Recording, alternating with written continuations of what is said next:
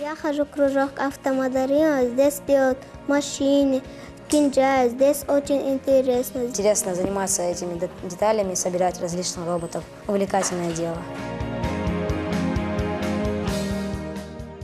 Я часто сюда прихожу, мне тут очень нравится. Всякие поделки, бабочки, розы, салфеток, еще мои тюльпаны из бумаги делаю и домики из картона.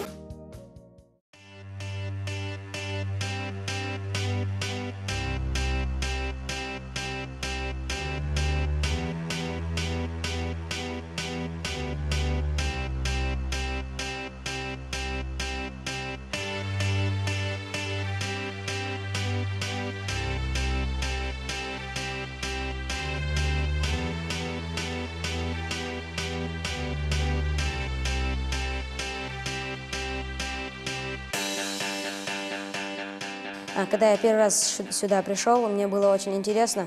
И когда я увидел эти различные интересные детали, мне очень понравилось. Хотелось бы, чтобы моя профессия была связана с этой работой. Например, я бы хотел создать робота, который, робота по части медицины, а именно робота, который выполняет различные операции. В этом кружке Расул занимается всего пару месяцев. Пока знания невелики, но кое-что он уже умеет. Со своими друзьями собирает модели роботов, способных выполнять различные задачи. Правда, программирование пока лежит на плечах педагога. Юные конструкторы еще не успели получить всех знаний. Кружок робототехника рассчитан на подростков от 12 до 17 лет. Здесь ребята осваивают навыки конструирования и программирования.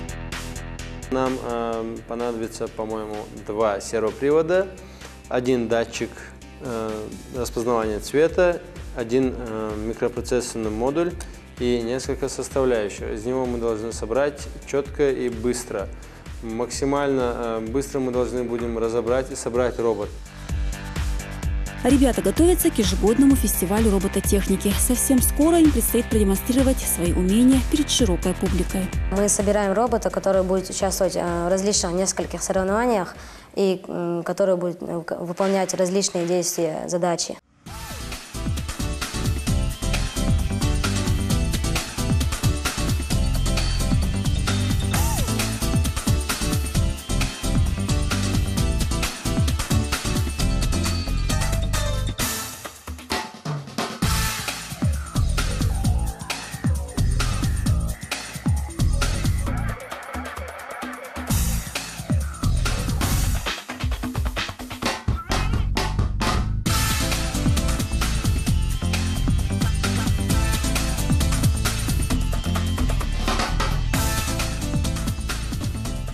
Подобные конкурсы ежегодно проходят в вузах республики и, как правило, выступают там студенты. В этом году впервые участником фестиваля станут воспитанники Центра детского технического творчества. Рустам Сайдулаев – студент физического факультета ЧГУ, член студенческого научного общества. Сам какое-то время был увлечен конструированием, рассказывает молодой человек. Со временем пришла идея привить этот интерес более молодому поколению. У нас на факультете тоже есть кружок робототехники. Ребята занимаются этим давно и уже достигли хороших успехов. Участвуют в ежегодных фестивалях робототехники и в Москве. Детям это очень интересно, они все схватывают на лету. Каждый ребенок, он может себя попробовать в этом. В каждом таится свой талант.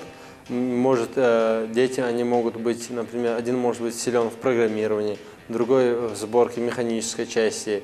Занятия, они развивают у детей мышление, внимание, как конструкторские навыки и воображение. В Республиканском центре детского технического творчества более 20 кружков, направленных на развитие самых разных способностей. Мир творчества, где дети воплощают свою фантазию в поделках, автомоделирование, здесь юные изобретатели создают свои модели авто и много других не менее интересных занятий. Работает 4 направления. Это художественно-эстетическое направление, военно-спортивно-техническое, научно-техническое и социально-педагогическое.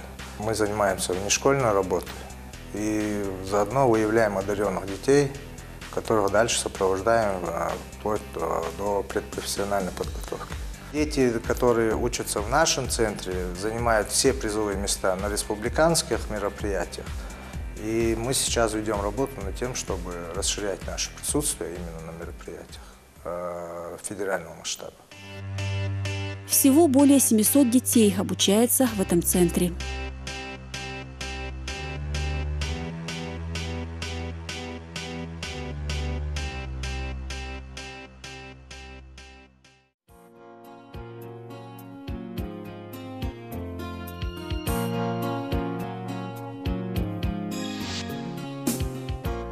Я с детства любила рисовать, и, заметив это, папа нашел художественную школу и предложил пойти туда. Я обрадовалась и сказала, что согласна. Сначала не очень хорошо получалось, но постепенно начала рисовать все лучше и лучше, и начала участвовать в некоторых конкурсах. Больше всего мне нравится рисовать фигуры человека или лицо человека.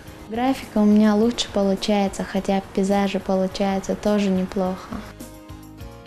Пятимат учится в детской художественной школе. Основы живописи здесь постигают более 100 учеников. Среди сверстников Пятимат выделяется усердием и внимательностью. Ее рисунки максимально точно отражают действительность. Газиханова Пятимат у нас учится сейчас в данный момент уже 3-й год, только хороший, могу сказать. Вот сначала, как только она пришла в нашу школу, внимательность, желание рисовать, это проявлялось в ее творчестве. Она участвовала во многих городских у нас выставках. Также она была в том году в городе Москве на дефилитских играх.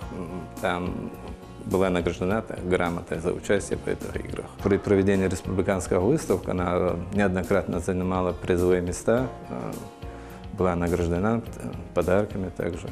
Она очень хорошо рисует живопись у нее. Краски хорошо ложатся. День у Пятимат загружен. Школа, уроки живописи, домашние задания, а надо еще и маме помочь по хозяйству. Свободного времени практически не остается. Но юная художница вовсе не сожалеет. Эти рисунки многое значат для девочки.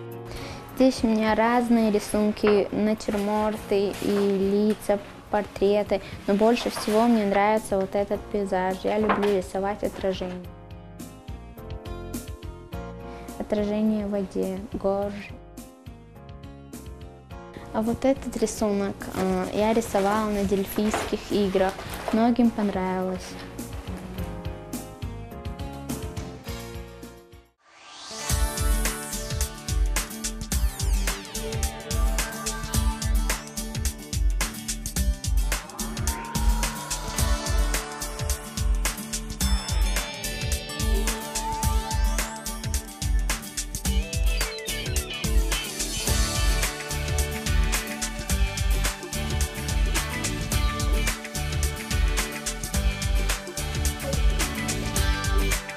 Они все такие разные, умные и смекалистые, сильные и смелые, яркие и незаурядные. В каждом заложено зернышко таланта, которое можно так и не распознать, если не приглядеться как следует.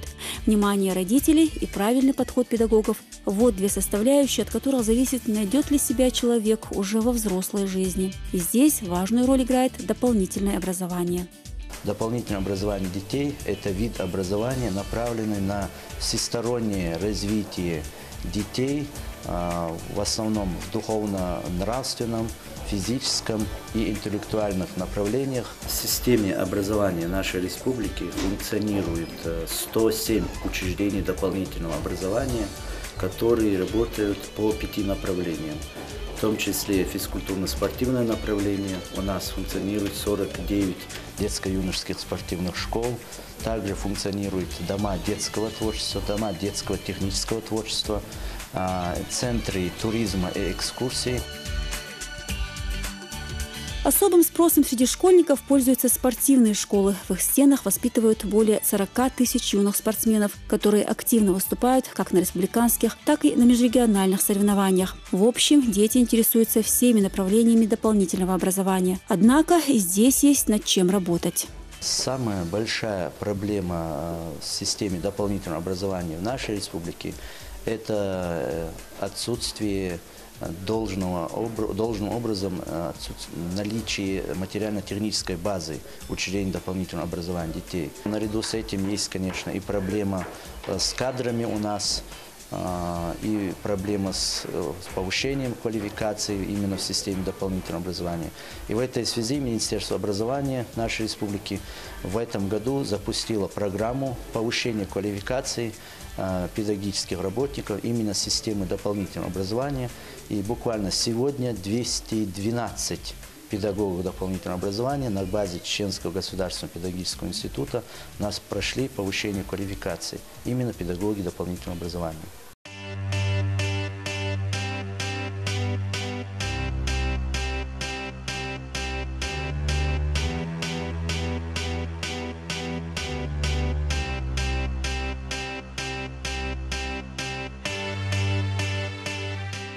А наши герои уже готовы к предстоящим соревнованиям. Роботы собраны и вполне успешно справляются с заданиями. Уже завтра ребята представят их на республиканском фестивале.